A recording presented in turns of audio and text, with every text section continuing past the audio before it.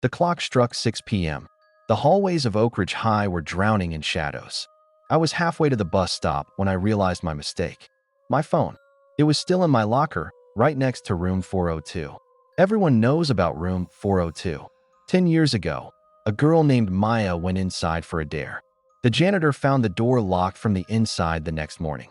When they finally broke it down, the room was empty. No Maya. Only her fingernails were found, stuck in the wood of the back desk. I walked back into the school. The silence was heavy, like a wet blanket. My footsteps sounded too loud. Echo, echo, echo. I reached my locker and grabbed my phone. I should have left immediately. But then I heard it. A soft, wet sound. Drip, drip, drip. I looked toward room 402. The door was slightly open. A thin trail of black liquid was leaking from under the door. I felt a cold chill run down my spine.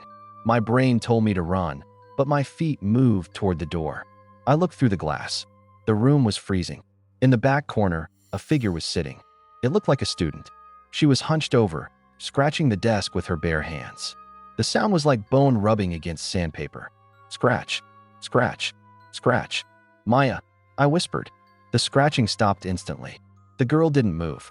Then, the black liquid on the floor started to move toward my shoes, like it was alive. I tried to step back, but my heels were stuck to the floor. The girl began to hum a low, distorted tune. It didn't sound like a human voice. It sounded like a scream trapped in a throat full of glass that I pulled my feet with all my strength. But the black liquid was like glue. Inside the room, the girl slowly stood up. Her uniform was gray and rotting. She kept her back to me, but her shoulders were shaking. She was laughing, but there was no sound. Help me, I gasped, my voice trembling. The girl stopped shaking. Then came the sound I will never forget. Crack, snap, crunch. It was the sound of bones breaking. She began to turn her head. Her body stayed perfectly still, facing the wall, but her neck twisted. Further, further, until her face was looking directly over her spine. She had no eyes, only two hollow, bleeding pits. Her skin was peeling off in gray strips. But the worst part was her mouth. It was sewn shut with thick, rusty wire. She pointed a thin, bony finger at me. Behind her, the chalkboard began to bleed. Words started appearing in red. You are late for the final exam. Suddenly, the hallway lights exploded. Darkness swallowed everything. I felt a cold, dead hand wrap around my throat. I couldn't breathe. The smell of rotting meat filled my nose. Please, I choked out. The grip tightened. Then, a whisper echoed in the dark, right against my ear. The exam only ends when you stop screaming. The lights flickered back on for a second. I wasn't in the hallway anymore. I was inside room 402. The door was gone. Where the door should be, there was only a solid brick wall. The girl was gone, but the scratching sound was everywhere now. It was coming from inside the walls. Scratch, scratch, scratch. I looked at the desks. Every single desk had a name carved into it. I walked to the front and saw my own name. The wood was fresh, and the carvings were still bleeding. Suddenly, the floor beneath me gave way. I fell into a dark, narrow tunnel. I slid down for what felt like miles until I hit a hard, cold floor. It was the school basement, but it looked different. The walls were lined with old, yellowed bones. In the center of the room was a chair. Sitting in the chair was the skeleton of the school principal, his jaw hanging open. In his hand was a bell. Ring, ring, ring. The sound of the bell triggered something. From the shadows, dozens of students crawled out. They moved like spiders on all fours. They had no eyes, and their mouths were sewn shut just like Maya's. They began to circle me, their long fingernails clicking on the stone floor. They weren't looking for help. They were hungry. The spider students closed in. One of them crawled up the wall and hung from the ceiling right above me. Its black tears fell onto my forehead.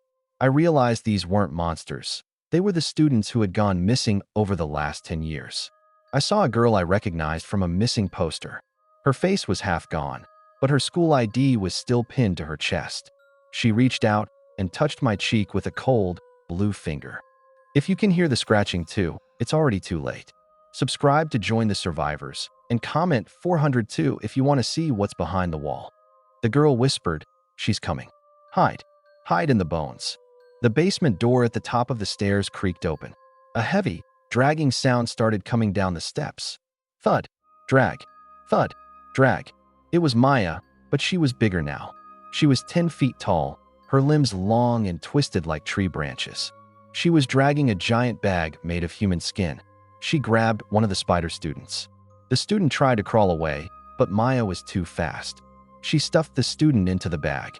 I could hear the bones snapping inside the bag as she crushed them to make room. I dove behind a pile of skeletons, holding my breath. My heart was beating so loud I was sure she could hear it. Maya stopped. She turned her twisted head toward the pile of bones where I was hiding. She began to sniff the air. A long, black tongue flicked out from between the wires on her mouth. I saw a broken mirror on the floor next to me. I looked into it, hoping to see a way out. But I didn't see my reflection. I saw myself, but I was already dead. In the mirror, my eyes were gone, and my mouth was being sewn shut by invisible needles. I felt a sharp pain in my lips. I reached up and felt cold metal piercing my skin. I was changing. I was becoming one of them. Maya let out a piercing shriek. She lunged toward my hiding spot. I jumped up and ran toward a small ventilation duct. I scrambled inside just as her long, sharp fingers slammed into the wall behind me. I crawled through the narrow metal tube. It was filled with hair and old teeth.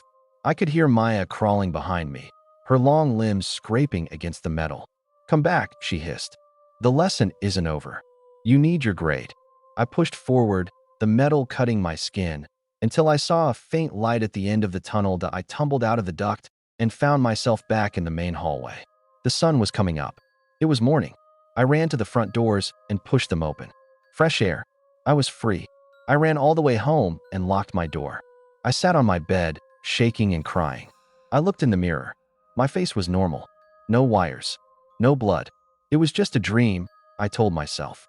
A horrible, vivid dream. Then, my phone vibrated in my pocket. I pulled it out. It was a text message from an unknown number.